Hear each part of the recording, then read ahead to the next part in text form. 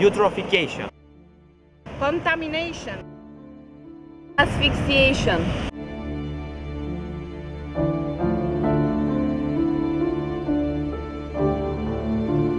The Black Sea is one of the most remarkable regional seas in the world. It is almost cut off from the rest of the world's ocean, but is up to 2212 meters deep and receives the drainage from a 2 million square kilometer basin. Every year, about 350 cubic kilometers of river water pour into the Black Sea from an area covering almost a third of the continental Europe and including significant areas of the 17 countries. Europe's second, third and fourth rivers, the Danube, Dnieper and Don, all flow to the Black Sea. Some of the physical-chemical characteristics of the Black Sea are a large continental shelf of 144,000 square kilometers, 90% anoxic water, and a high input of fresh water with increased level of dissolved nutrients. The contemporary environmental degradation of the Black Sea ecosystem, and particularly of its northwest sector, consists mainly in coastal erosion, chemical pollution or eutrophication,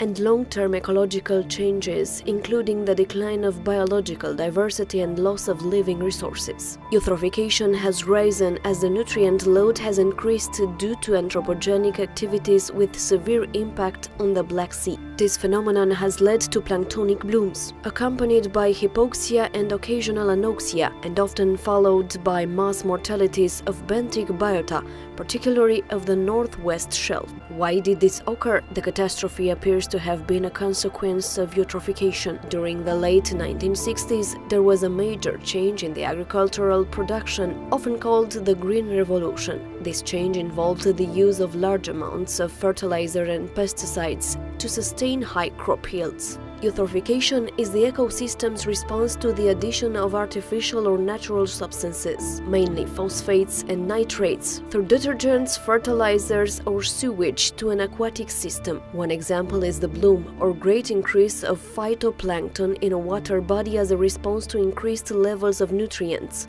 Negative environmental effects include hypoxia, the depletion of oxygen in the water, which may cause death to aquatic animals. There is evidence of some recovery in Black Sea ecosystems, but this remains limited. First, the economic collapse of the surrounding socialist republics in the early 1990s resulted in decreased nutrient loading, which has allowed the Black Sea ecosystem to begin to recover. Added to these were the extensive efforts of the Black Sea riparian countries to permanently adopt legislation and measures to prevent the eutrophication of the area. Convention on the Protection of the Black Sea Against Pollution, Bucharest, 1992, with its protocols, the Strategic Action Plan for the Environmental Protection and Rehabilitation of the Black Sea, revised in 2009. Overall, in 2007, Romania and Bulgaria joined EU, and since then, part of the Black Sea has become legally a European sea.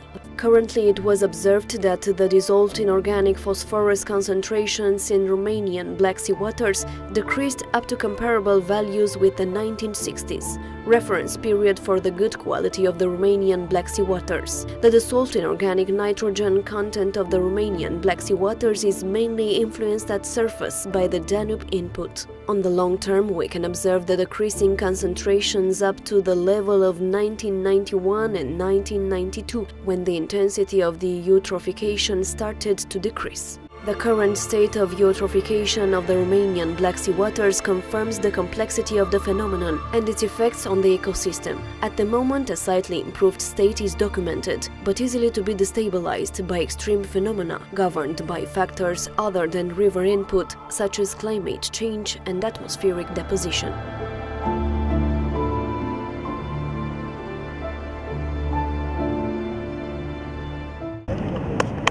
So what can be done?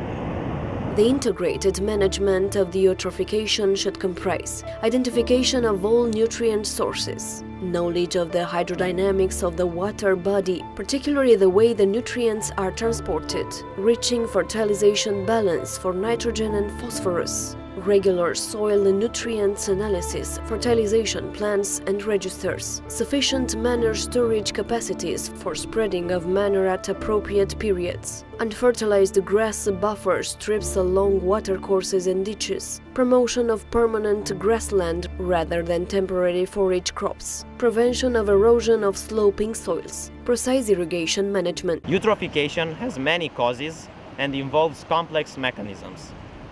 The best way to avoid it is to disrupt those mechanisms that are under our human control. That means to reduce the amount of nutrients that reach water bodies and especially enclosed basins such as our Black Sea.